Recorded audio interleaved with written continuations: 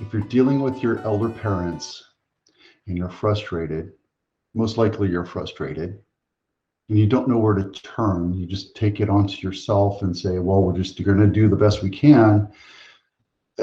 There's answers for you. And that's what this video is about today. Today, we're going to talk to Dedra Jize, who is an elder care specialist with my attorney group, who helped us do a trust a few years back. I'm Dedra Jize, and I'm a geriatric care manager here at the law office of Litherland, Kennedy & Associates. And it's a very unique partnership. You will not normally see a geriatric care manager working alongside attorneys when needed, or on my own if legal work's not necessary. And it's not, when it comes to geriatric care managers, there's all types across the board. Some are more like case managers. Some are where I'm going to check in every day on a person. What I do is I'm the person that is contacted normally there's a crisis of some sort. Normally it's a medical crisis for an elderly person. Sometimes people contact me early, and I love that, because what we're going to look at is if the parents' estate documents are in order. I have the attorneys do that, and just making sure everything is going well, and then checking in like once a year or so to see how things are going. But then there's these needs that come up. It's like, oh, we need home care. Oh, we need someone to, come and, do renovations on the house. Oh, we need to move the house. We need to move.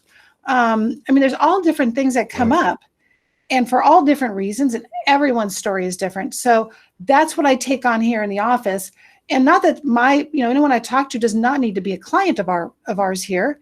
It could be anyone in the community. So I've talked to people actually all over the California, predominantly California, because then there's the Medi-Cal, which is where people say, how are we going to pay for care? Everyone's house rich and money poor, especially, you get them to the 80s and 90s. So right. That's kind of a nutshell. It's a complicated nutshell, because, when we first met, we were talking about what happened to my mother-in-law and my grandfather-in-law. Within 7 days they passed, and it was all this stuff going on. And you said you need to talk to I forgot his name. Justin. Yeah, Justin, and get set up and go to the seminar. And all these questions I had in my head about having a trust for our family, I had asked a bunch of other lawyers, family lawyers or trust lawyers, and they're like, yeah, we can do that. Yeah, we can do that. And when I sat down in that seminar, they were talking about all these questions that I didn't even think to ask, right? And on top of the questions that I had, they were answering every question that I had. I was like, checklist, checklist, checklist. And all of a sudden they're asking all these other questions. I'm like, I didn't even think about that. And I think that's the whole purpose of this video, is because, there's thousands of people out there that have elder parents that need help. And what I see happen is people just kind of take that brunt onto themselves, and they go and say, well, I'll just take care of it. I'll just go figure out how to work it and try to figure out Medi-Cal on my own. And that's a tricky wicket, right? You need to get help, and you need to be able to know what questions to ask. And that's why I'm so thankful that you're taking the time to do this with me. Yeah, well, to your point, prior to working here, and I've been here for over 8 years, I actually had Roy, the founder, do a presentation to a group that I was working with at the time for Alzheimer's. And I was just listening to his presentation, and I'm thinking, I went back to my husband. My husband and I have had a trust for years. We had little kids, and that's just what we did. And I went home. I said, man, I'm just totally confused. I said, things were talked about that it's off my radar. I was not, I wasn't thinking I was only thinking about what's going to happen after we die. That was all I was interested in. But in my current position, and it doesn't really matter what the age. I have people call for their nephews, nieces, children who are in their 30s and 40s where things didn't go well, car accidents, medical procedures, different things like that. And to have that estate documents that are comprehensive for incapacity, whether it be cognitive, physical, whatever, for someone to just to step into those shoes, because that is not what we had. I mean, I just tell you, it wasn't. We were only concerned with what happens after we die. We had children. Mm-hmm. That was it. And, my son turned 18 last year, and that's right when I had the video interview with Maggie. Mm-hmm. And she said, yeah, you need to have, what happens if he gets in an accident, knock on wood, God forbid, knock on wood. So, it's a morbid thing, right? But then you say, hey, look, son, you are 18. You have to make these directive choices. What happens if you get in an accident? What happens if this happens? You have to tell us what to do, because otherwise the state's going to take over, or there's going to be this big fog of, I don't know what to do. So we had him go over to the office and fill out his directive in case something happens, and it's notarized and it's filled out, right? It's simple little things like that you guys take care of that I'm so grateful for. Right. And, you said it yourself. What happens if you get into Alzheimer's and you don't know how to handle the estate? And what happens if? What are your choices right now as an adult in case something happens? How are you going to handle this? How is your family going to handle all this if you're incapacitated? So that's the whole benefit behind that. Well, and I just worked with a family not that long ago, husband and wife. They had no estate planning documents. They owned a home. Dad ended up with cancer. He quickly slid. Mom has some cognitive issues, I wouldn't say, dementia, but mild cognitive issues. And the son was just banging his head against the wall to get done what needed to get done. And something as simple as we needed to move the house that was in community property, put it into joint so that when Dad died, at least there'd be a step up in basis, full step up, as well as, that means for those watching, erase all the capital gain. And as well as now, Mom needs her living trust because the home is not in a trust. There is no power of attorney for finance, healthcare, nothing. And, here we are 6-7 months later, and Mom is still not wanting to move forward. And yet she can, but she can't. It's tough for the kids, the adult kids. It's right. I mean, how do you have that conversation? And I've been, these are questions that you have to ask yourself. How do you have that conversation with your elder parent? Hey, Mom, Dad, I know you're going to die soon or eventually. This is going to be a very morbid talk and you're going to be very off-put. I'm going to plant the seed right now and say, we need to talk about a trust and why that's important. When you're ready to talk about it, let's have that conversation. Don't put it off for like more than 6 months. Think about it for a couple of weeks and let's have this conversation. And, my biggest fear is what happened to my father-in-law when my mother-in-law died. They didn't have a trust. They didn't have any kind of directive. She had early onset Alzheimer's and dementia, and she just withered away. And they had to pay for healthcare, in-home healthcare, caregiver service. And she was at the point where her brain was so eroded that she was fearful, and all the caregivers. And the caregivers averaged about 3 days and then they quit, right? And that, I mean, just think about how the emotional turmoil and the financial turmoil and all this other stuff, simple things that you can do. And, the trust isn't cheap, but it's well documented. It's a very solid package.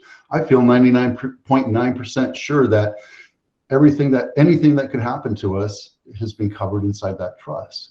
And it gives a directive to my family if anything ever happens to us. So, you do get what you pay for. And I had a client who, husband and wife had our trust and all the documents that go with it as well. And then father passed away. That's fine. The husband passed away. So then one of the daughters wanted to become the power of attorney for mom, and as it was not written in the original power of attorney. And instead of coming to us to do it, She got it offline, the California statutory power of attorney, said, here, Mom, sign this, got it notarized. Here we go. And then about a year later, Mom's losing capacity. We need to do Medi-Cal planning for Mom. And I said, they said, well, here's Mom's new power of attorney. And I'm like, you just shot yourself in the foot because you wanted to save a couple $100. Mm-hmm. And it's going to end up having thousands of dollars of consequence. It was irritating because the parents really did it right. But then the kids, anyways, it happens. My degree is in business management and supply chain management, but what I learned from that, and I keep going back to this in all of my business dealings, is when you're an independent broker or an independent mom and pop shop, the accounting, the marketing, the ordering of your goods, and doing everything yourself, you're not able to take a step back and see really what's going on, right? You don't see what's going on. You don't see that your business is doing this when you want it to do this. If you're at the 500-foot view and you see this happening, you can make course corrections to get yourself back on track. And that's why I went from being an independent broker to working with a larger brokerage like Compass, because they take care of all the other stuff that I don't have to deal with anymore. And I can see my business from a 500-foot view, and my business is growing. It's the same thing with your internal family thing, right? You have to be able to say, hey, look, I need an accountant to do my taxes because I have a house, or I have, this windfall of money from Facebook because I work there and I have like $10 million, whatever those things are. But I also need to get a trust done. And if you're going to go to somebody that's $500, you're not going to get a lot of information from them. If you're going to pay a little bit more money for it, and yes, it's going to be a lot of money, it's going to be worth your time because you don't have to worry about that stuff. It's the same reason why I go to my accountant. He tells me what I can do and what I can't do. And we're always like under what we can do because we don't want to get in trouble with the IRS. But at the same time, I trust him to do that. I trust you to write the trust so that I feel comfortable. I don't want to do it myself anymore, right? I used to do everything around my house, and now I hire contractors to do it. And, there is the whole legal aspect that is the foundation for helping your parents, helping the elderly. It is foundational because everything else comes from that. Now, let's just jump to me. So I'm not an attorney. I have been well trained by the attorneys, but I am not trying to give no legal advice, which is the beauty because I am the one that understands the everyday goings on of what's going on in people's houses. I just had a person call me, and her husband has dementia, and she, as to be expected, just worried that she's going to use all her assets, their bank accounts on his care, and she's going to have nothing to live on in her coming years. So she calls me and she said, I have over 200 hours spent looking into Medi-Cal, educating myself. And I'm like, so I told her directly, I said, so what you're telling me is you know enough to be dangerous to yourself. And she didn't quite appreciate that. But as I'm talking with her, she was talking Medi-Cal eligibility for someone under 65, the income, test versus there's Medicaid. She was looking at other states without knowing it. She's looking different time frames as far as pre-2017 when some things changed for a state recovery. It's like, come to me. I can cut to the chase, save you time, because there's, as you know, you've been through it. There is so much out there, and so many people are vying for your business, for your, pay us to take care of your parents, pay us to take care of this, and pay us to take care of that. I'm not the person who does that, but I have vetted my referrals and can kind of just cut to the chase. What do you actually need? How can we save you money? I don't know if she's called you yet or not. Just a few days ago, one of my friends from Facebook said, I need somebody that does caregiver service. And I said, DM me. And I said, call Dedra. And because, you know what? I'm not an expert. I don't know. I'm not even enough. I don't know enough to be dangerous. I just say, go ask Dedra. She'll tell you what to do, because it's true, right? You learn in life that you have to trust people to know different things. You're the professional in geriatric elder care. I'm the professional for selling your home. My accountant does all my taxes. And why waste 200 hours when you can just say, hey, let's have a call for 2-3 hours or whatever it is, and we'll figure out, and you get me on my path. And I'll feel a lot more confident that it's taken care of, right? And the reason why I had her call you, this friend, is because I don't know what the story is. I don't know what's going on, but maybe he has dementia. Maybe he has other issues with the elder parent. What other things could you ask her that she didn't think about? That could be like, oh my God, I didn't even think about this. Thank you so much. And you're saving her hours of pain and suffering. I hate to say those words, but it is truly your pain and suffering because you're trying to figure it all out. Right. And I say when I'm helping people buy a house, I'm your guide. I'm your Sherpa. I'm going to show you everything about the house that I can. I'm going to tell you about the process. I'm going to tell you how to do financing. I'm going to do everything and make sure it goes as smoothly as possible. That's what you do for elder care, right? And I think it's just great that we get to spend time on this. So, I have a little bit of an outline here of what I wanted to ask you.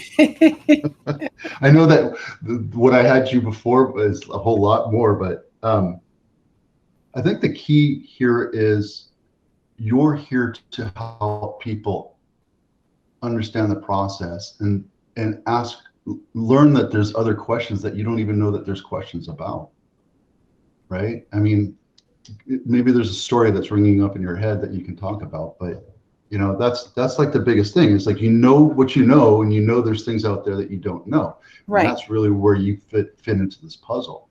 Right. And why that question is so difficult, because I can think of 100 stories.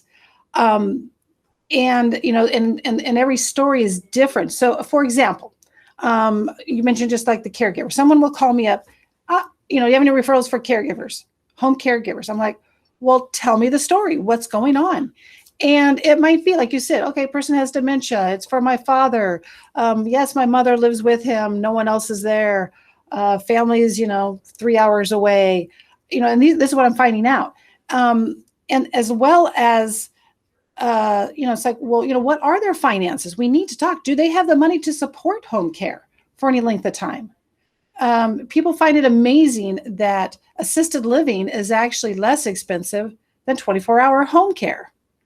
I would think being at home would be less expensive. Like, no, it isn't, unfortunately. And then what people totally off the radar normally is adult day programs. That's an excellent way to save money, as well as, especially for those with dementia, Parkinson's, different diagnoses, support groups. Oh, I don't have the time for a support group.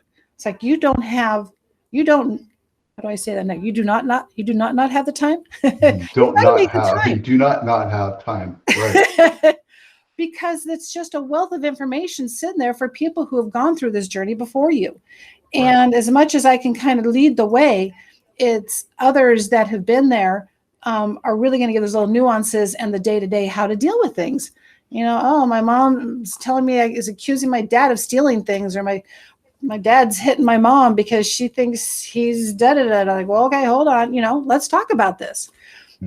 But then we have other people, I remember this one client I have whose wife had early onset, and she was I told him, he called me early, and he said, what am I going to do? And I said, well, this is generally the way it's going to go for you and your wife, is that first you're going to do an adult day program while you're at work, because this is a person in their 60s, early 60s. She was in her 50s, children still at home, high school age. And I said, you're going to need to get her out of the house. You need a break. The family needs a break. Do an adult day program.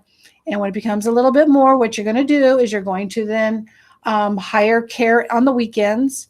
And then what you're going to do a little later is you're going to hire care during the week so that person either picks up, drops off, and takes care of mom the rest of the time.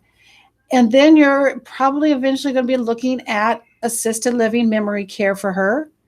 And then maybe you're going to down the road need skilled nursing because she'll be at a higher level of care. And what do you know? That is exactly how it worked over, it must have been maybe a 4-year process. But what I remember is him coming over and, I mean, literally just flops on the chair. He says, "Hi, Dedra." I'm like, "What's up?" And he said, "I'm just exhausted."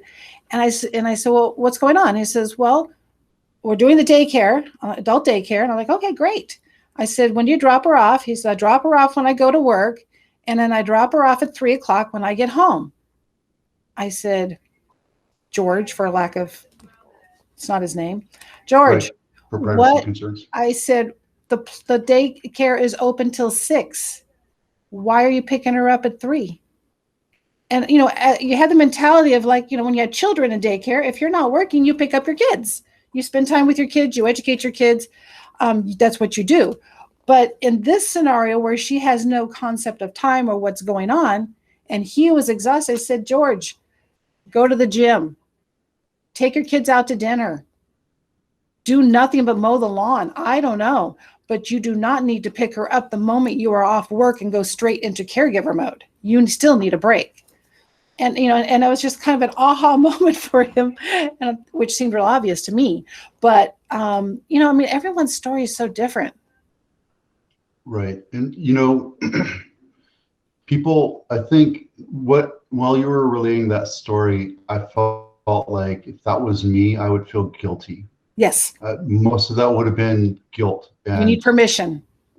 You need permission, right? Mm-hmm. And that's selfish of me if I did that. If I went and just sat on the TV, sat and watched TV for 3 hours while my wife was at daycare. But sometimes you need that. Sometimes you need some me time, right? And that's hugely important, is taking care of yourself as well through this whole process. Well, and caregivers are often, they're usually the ones that often will die before the person that is receiving the care. That is not uncommon. I worked at Really? Oh yeah. It's the stress. It's the not taking care of themselves, not eating right, not getting the rest. The patient, shall we say, your loved one, everything's being met for them, but you yourself are throwing yourself under the bus. And we cannot have that. That cannot continue for any length of time. I worked at a Alzheimer's Day program, and it was probably only a couple of years. And there were literally 3 times where our client did not show up, and we call, no one's answering. This is after a couple of days. And they do a check and they find out that the caregiver had passed and their loved one is just around the house doing who knows what. Right. Yeah. Ooh, yeah. That's crazy tough, right? Yeah. Yeah. Stuff where, and that's what support groups are for. I mean, that is because that's going to open eyes. It's like, oh, you mean I don't need to, or this is something I really need to address for myself, that I do need to take that hour to go for a run. Whatever it is, it's extremely important. We want to keep the caregiver. And the other guilt thing, Vito, is that when someone is going to have their, usually it's like a spouse, go into an assisted living or skilled nursing for their care, they feel guilty about that. It's like, oh, I'm not able to take care of them. It's just, it's heartbreaking. This isn't what they wanted, da, da, da, da. And I keep telling people, it's like, no matter where your loved one is, you will always be a caregiver. You are not to just step back. No matter who's hands-on care, you've got to watch after them. And you want to make sure everything's being done properly, and you are there regularly, and you are keeping up, and you're still coordinating the doctor's visits and the medications and all that. You're never not a care. Once you're a caregiver for a loved one, you will always be that person's caregiver, no matter what the circumstance or where they're actually residing. Right. Which relates to that whole thing of letting other people that specialize in it do it. You just manage it from your point of view as much as you can, right? Because, and I bet after that, your loved one's passed, there's going to be this remorse and guilt that you didn't do enough. But, you know, in my mind, I'm thinking you got to be able to take care of yourself and your family and your sphere of people that love you. You have to be present with them, right? Right. Yes, that's always going to be there because you're always going to, that's always happening, right? But I see this happening all the time where people they just get along, they just keep on moving, and then they get sucked into it. And it's not just in, you know, this circumstance, it's in a lot of different things, whether it's a business or what have you. And, you know, part of my experience, I try to help motivate people and tell them, you know what, you're a person, you're not perfect, you're capable of you know, failing, and that's okay. You just have to take that, learn from it, and move on. You know, and this whole thing about life is, this is our only time around. This is it. So let's make the best of it, right? Yeah, and like you said, I think there's depending on what group you're in, they all each have their unique difficulties. So, you know, spouse to spouse as a caregiver or whatever. But then we have the adult children. And recently I was called in where husband and wife, they live in Sunnyvale, and they're elderly, the same house they raised the kids in, beautiful home, 2-story. It had a lot of stairs and ups and downs and whatever, a lot of fall risk, I'll just say. It needed to be changed up for them to live there safely. But they're also having physical issues as well as cognitive issues. And son, who lives in the Sacramento area, came down to help them. And he was here for, I think, 3 months, living with mom and dad to care for them because they couldn't live by themselves. But we don't want caregivers. No, we want you, son. But he's got these school-age kids and a wife in Sacramento, and then he had a sibling in another state. So he, you know, and like, what are we going to do? He says, I cannot keep doing this. I'm working, you know, remote working allowed for a lot of flexibility for people in the past year. And now that things are kind of amping up again, they're fighting, what are we going to do? And that was a situation where he knew he can only do so much. He says, I have the best family, the best wife to let me do this, but this is not a long-term solution, obviously. I mean, anything like that is emotionally and physically grueling on your body will take its toll, right? When we had our twins, they were premature, they were mono, and we were in NICU for a month after they were born. But for 6 months, you know, the standard thing is you get them on a regular schedule, feeding them so that they learn how to sleep through the night. Well, these two little brats, 6 months, I would wake up because one of them was crying and I'd feed it, and I'm, you know, halfway asleep, and the other one wouldn't wake up. I'm trying to feed the other one at the same time, so I'm double feeding, and then I go back to sleep. And an hour later, the other one that didn't want to eat is waking up, and now she wants to eat. And that was like a routine for 6 months. It took 6 months. But the point is that after 6 months of not having any REM sleep, I was angry, I was frustrated, I was exhausted, I was withering away, I was resentful, I was all these things, and I had to become present with it because, you know, I had to solve this issue. Finally, they did this, and now they're 14, they're awesome kids, and, you know, they're going through the teen thing right now where they hate dad, but they'll come back. But, you know, it's the thing that you have to realize. You have to step outside and say, what is going on? And there are seasons. You know, there are seasons. Yeah. And we understand that. But I mean, you knew that your kids were eventually going to be able to just, you know, sit at the kitchen table and eat by themselves. You knew that eventually they're going to be, you know, you knew what was happening. But when it comes to caregiving, and normally it's a decline, nothing's getting better. Right. That's where you've got to change. There's got to be a change. What I'm doing now, missing all this sleep you got to make a change. Yeah. Recognize that. Yeah. Right. So part of the purpose of this thing is that there's so many things that you can pull in, right? You bring in caregiver referrals, you can help work with Medicaid, you bring in the trust, you talk about the finances. What else? I mean, I'm sure that's well, I'm not sure. Well, I'm sure that there's 1,000 other things that you do, but just in major categories, what are some things that you could do to offer our viewers to say, hey, I could totally use this right now? The first thing is I don't know if you know that Maggie and I are doing a webinar on June 14th, and it's called Life Care Planning. And it's something where you will see where you get both the legal and you have the day-to-day nuts and bolts geriatric care. And how do these merge together? And so signing up for that would be a great thing to do for people. And really what you see are what do our documents do? What does it? So often I'll have a person call up and say, I'm at the bank and I'm trying to get access to mom's account. I said, well, what document did you take? Well, I took the power of attorney, of course. I'm like, okay, and what type of account are you trying to access? I'm accessing her checking account. Is it in the trust? Yes. Well, then you cannot use the power of attorney for an account in the trust. And they're like, well, the teller didn't tell me that. Well, I won't even go with you on that one because I'm a little too close to having dealt with bank tellers with my mom's accounts. And, I said, no, you have to take the trust in. Of course, in my situation, I went to the bank teller to get access as a co-trustee, had the paperwork all there. I knew what I needed. And she says, well, I need to see the power of attorney. I said, no, you don't. I said, we're talking about an account in the name of the trust, co-trustee, nothing to do with power of attorney. She goes, oh, well, I don't really know about these things. I'm like, I know, I'm not. Let me talk to your manager.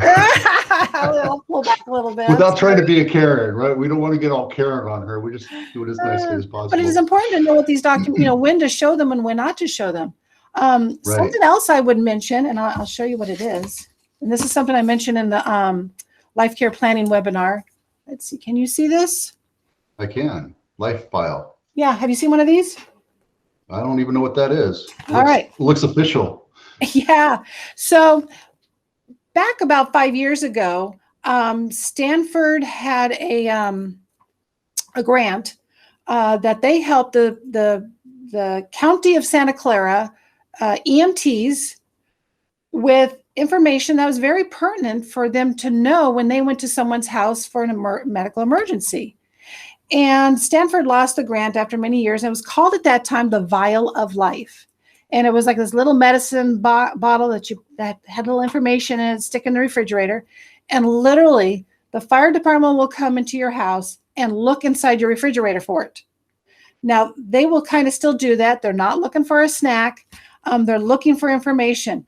But this life file thing is now something that goes on the refrigerator, has a magnet thing. Oh, and nice. Life File stands for Life-Saving Information for Emergencies. And it's through the County of Santa Clara Emergency Medical Services. And you can put whatever you want in there. And you should have one per person who lives there. So for example, ambulance, mom or dad calls an ambulance, the 911, paramedics come, fire department comes, whoever. And in that tizzy, high adrenaline, mom may not understand. It's like, well, what medications is dad taking? I don't know. Who's your doctor? Who should we contact? So now we got to take your husband away. Or suppose whoever called lost consciousness and the EMTs come and there's no one there to speak. So they have a piece of paper in there which you can fill out. And it's just personal information, emergency contact, emergency contacts are important, as well as medical history. So that if you have someone who maybe had a stroke 3 years ago and they still can't talk well, can't move the left side well, put that on here so that the EMTs aren't going to say, oh, no, you're having a stroke. Well, no, they had that years ago. There's something else going on. And medications are a big part of this too.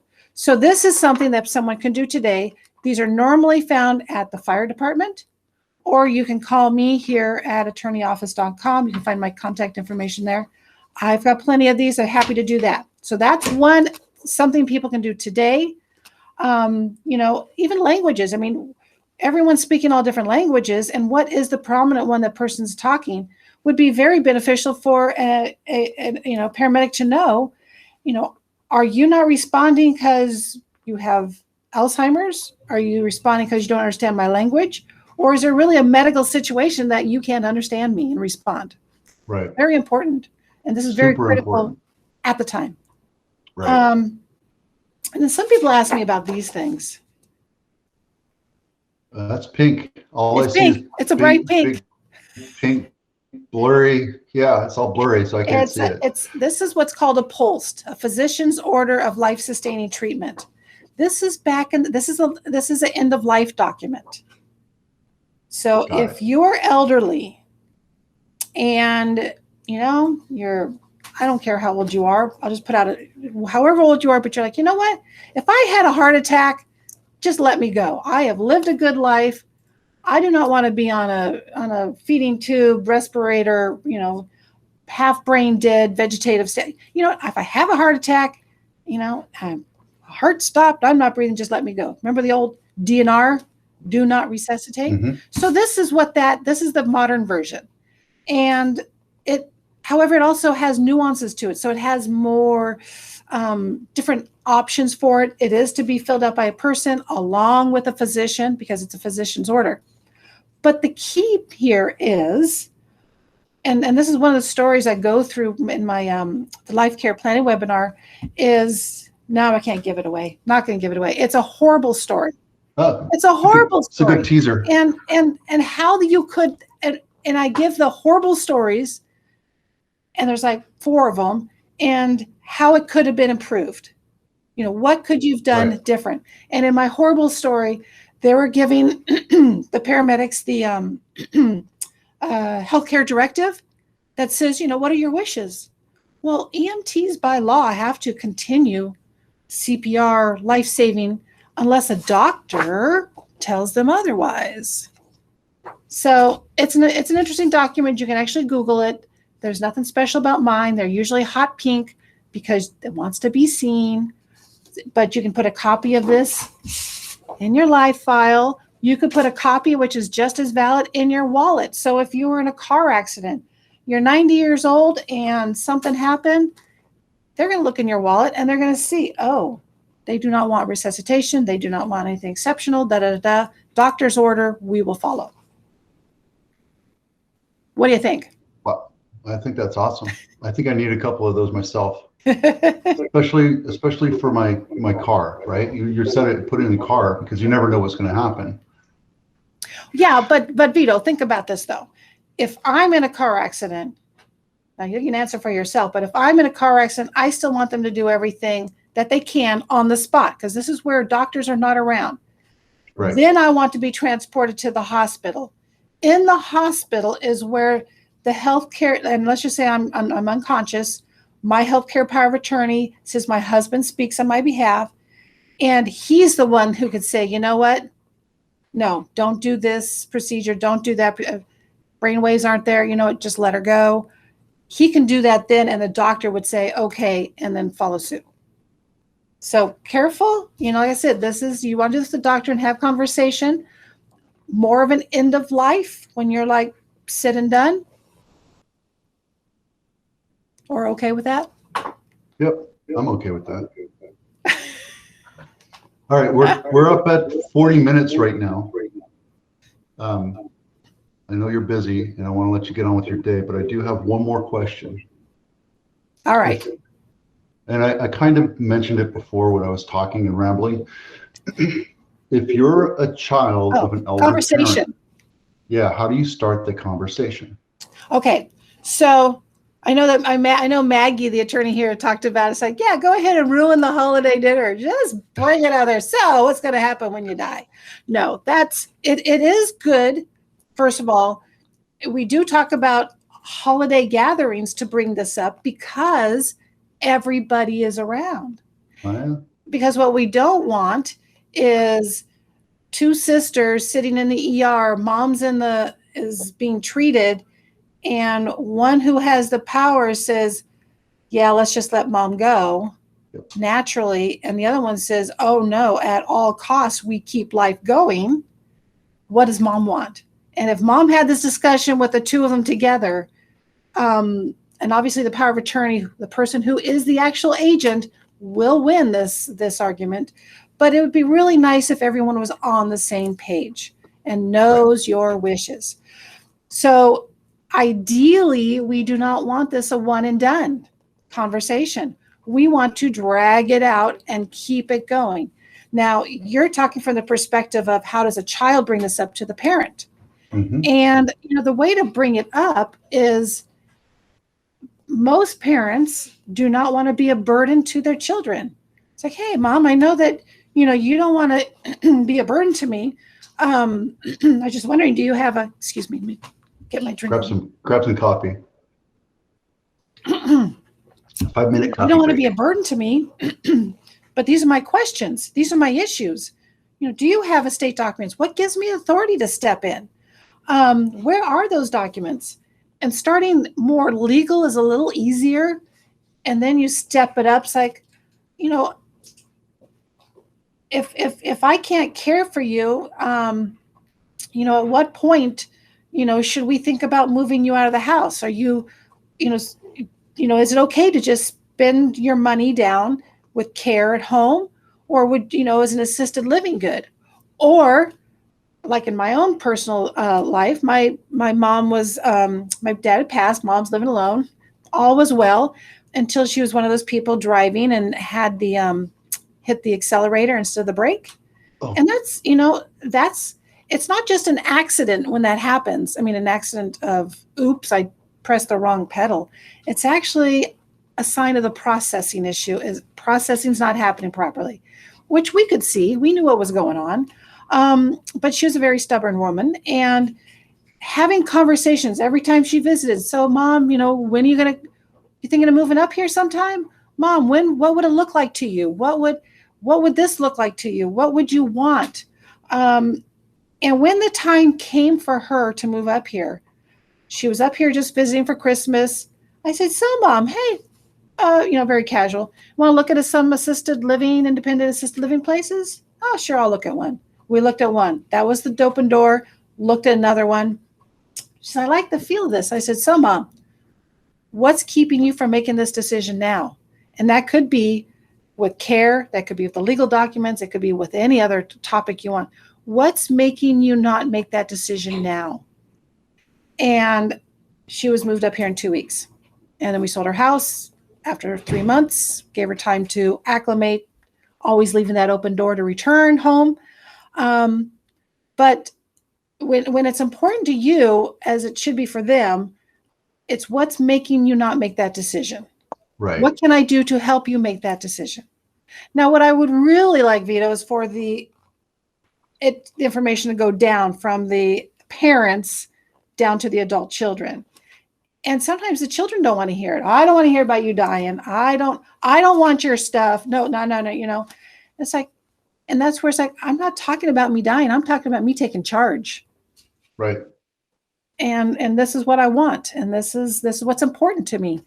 And another way to start the conversation is with the, there's this deck of cards. What is it called? Deck of cards called, Cards of Humanity. No.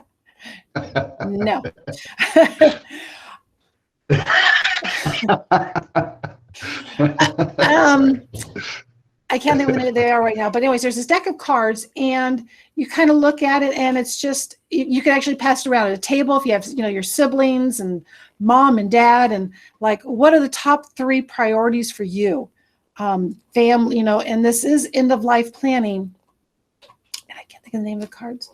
But anyways, it helps. You can give it to me, and then I'll put it inside the description of the video. And it brings up discussion topics. It brings up things you may not want to talk about. It also allows you to see what's important and not important. I did this with a complete stranger in a course I was taking, and it was really funny because we both chose our top 6 important things at end of life. We are 2 totally different people, 2 totally different backgrounds, bringing up everything. And we had the same ones. And we thought that was really funny that we both had the same ones. But as people working with seniors, Maybe that was why we're kind of similar. I don't know. But in any case, it brings up the topics. It's an easy way to introduce topics. Either direction. Well, really, either direction. Right.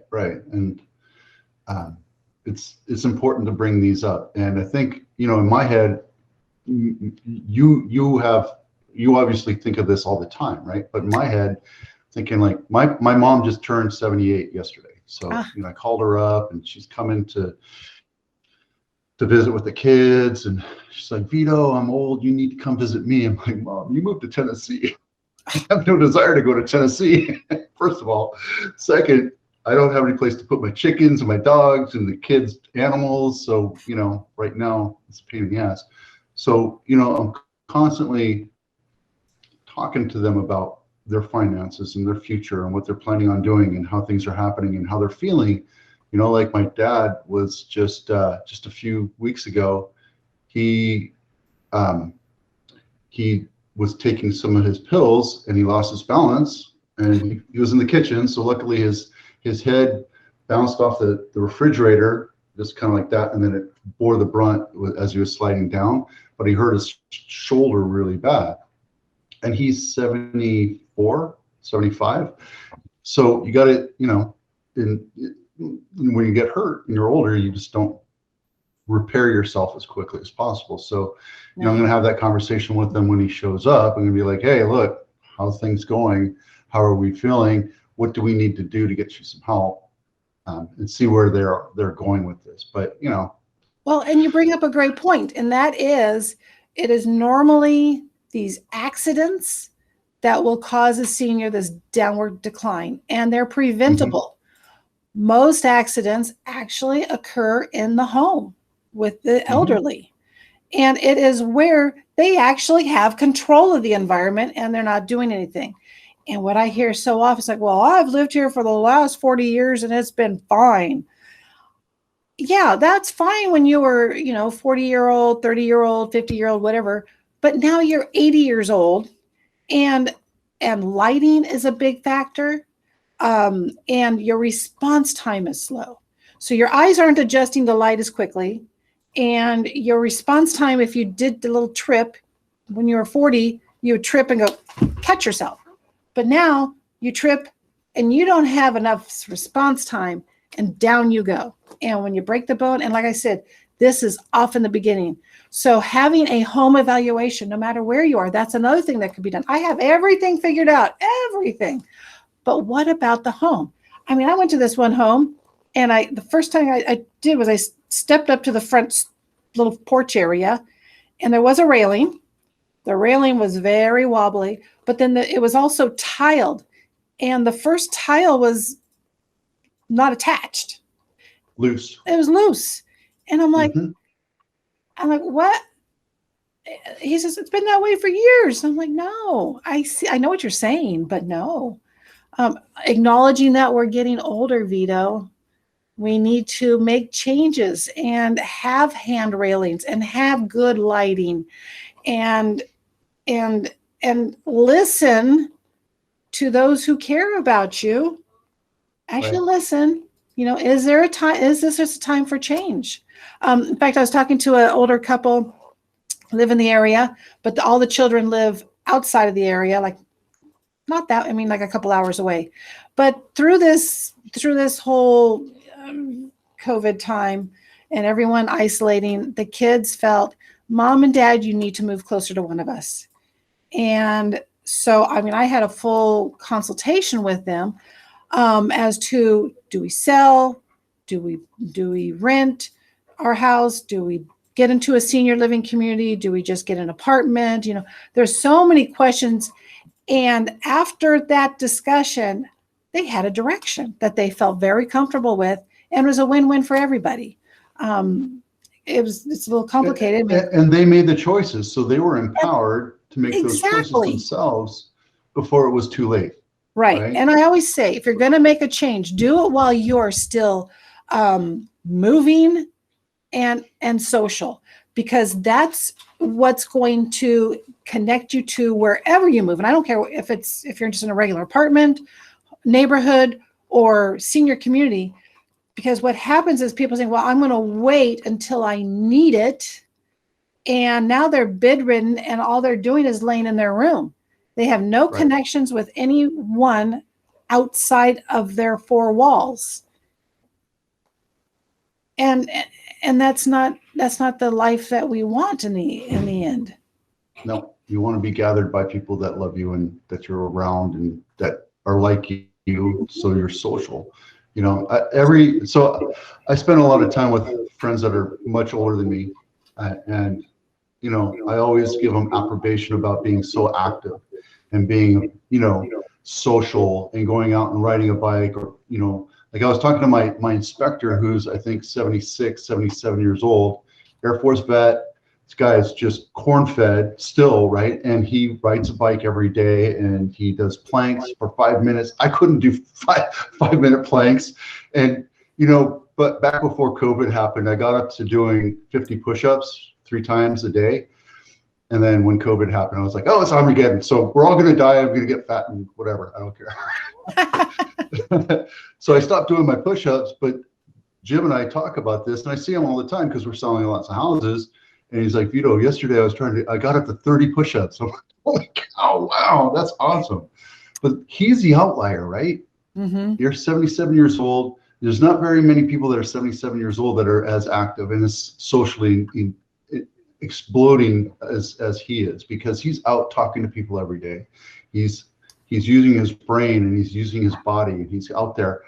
And there's other people I know that are just kind of withering away, right? They have bad hips, they have bad back, they have bad shoulders, so they just they're less mobile. And you know, I think the story there is just stay mobile, stay social, stay active, get your brain moving all the time. Don't just sit in front of that TV, right, and listen to the news. And a big part of that is when you talk retirement, it's not what are you retiring from, but what are you retiring to? Right. And you know, I mean, it can be simple, but you know, and really, do you need to retire fully? You know, look at your options, because continuing to work in some degree really keeps the brain going, keeps you active. Got to get up, got to make an appointment.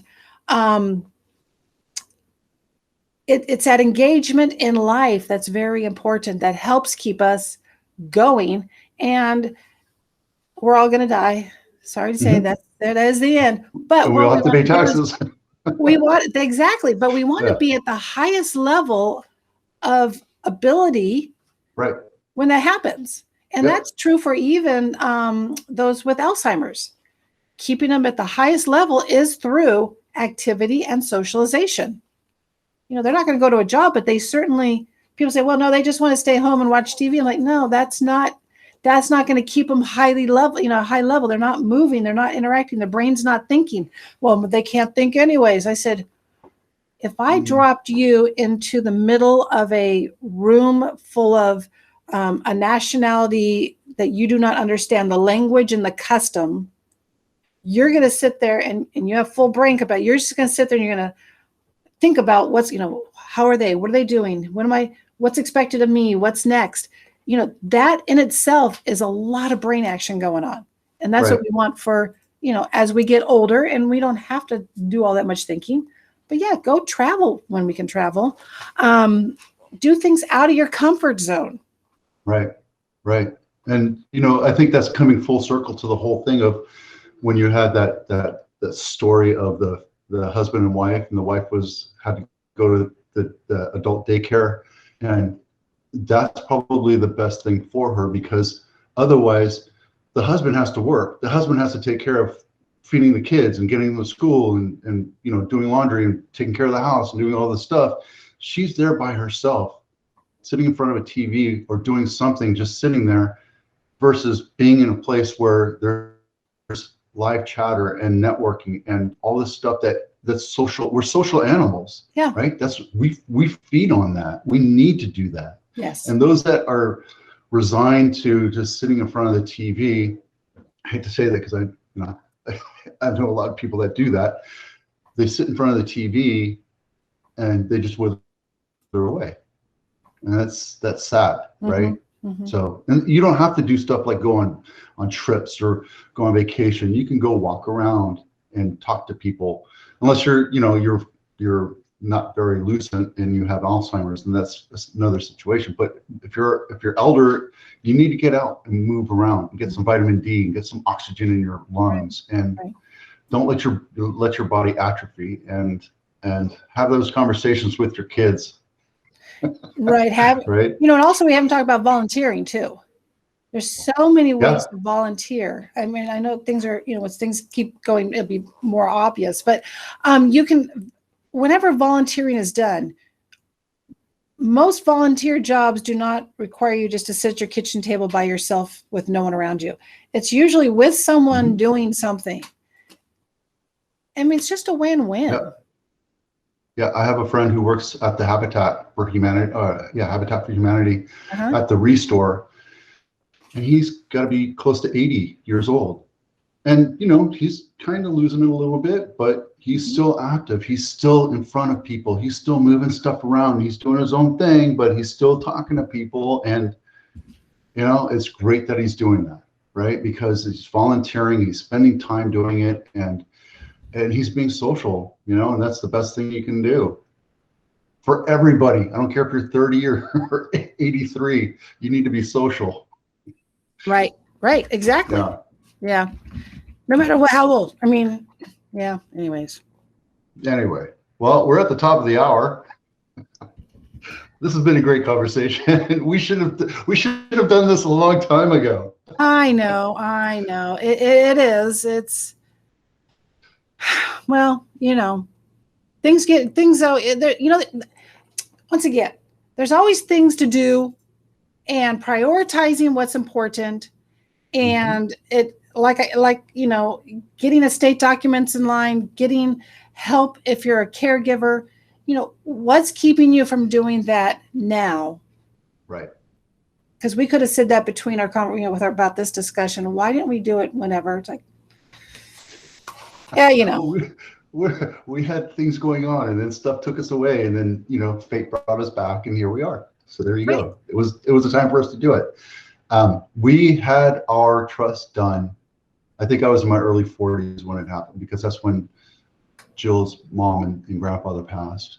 So we had a trust before, but it was a rinky-dink thing, and I just did not feel comfortable with it at all. And then when I met with you, you're like, you need to go see Roy and Justin and sit down at that seminar. And my life has been complete. I feel like I spread the gospel of the Litherland group. Well, we appreciate that, Vito, definitely. And we have a lot of people who do, but you don't know what you don't know. I think that's a great title to this video. Before we go, I'm going to suggest that we change your title from Geriatric Care Manager to Elder Empowerment Manager. I don't know. Maybe. Well, you know, I mean, you bring up an interesting point, because the title I have is not, like I said, a title used by many in many different capacities. So it's not a bad idea, Vito. Yeah. I mean, well, just take with it. It's yours for free. My gift to you. All right, we're at 11 o'clock. Dedra, thank you so much. We're going to do this again. I'll shoot you some emails and we'll figure out something, but I'm going to do the June 14th webinar. Please send me the link so that I can put it all over this video so people know to activate to it. Sorry, correction, it's June 15th. June 15th. Sorry, June 15th, 1 p.m. attorneyoffice.com, where you sign up. It's a webinar. It's a webinar. Yeah, but Maggie and I are going to do it live. We figure by then the states open up, so we're going to sit next to each other and do it. Very cool. It's exciting. I'm excited to see it. And that will help me ask more questions for our next video. Yeah, there you go. Love to do it, Vito. There you go. Thank you very much. Appreciate it. Have a great day. We'll see you out there. You too. Bye-bye. Bye.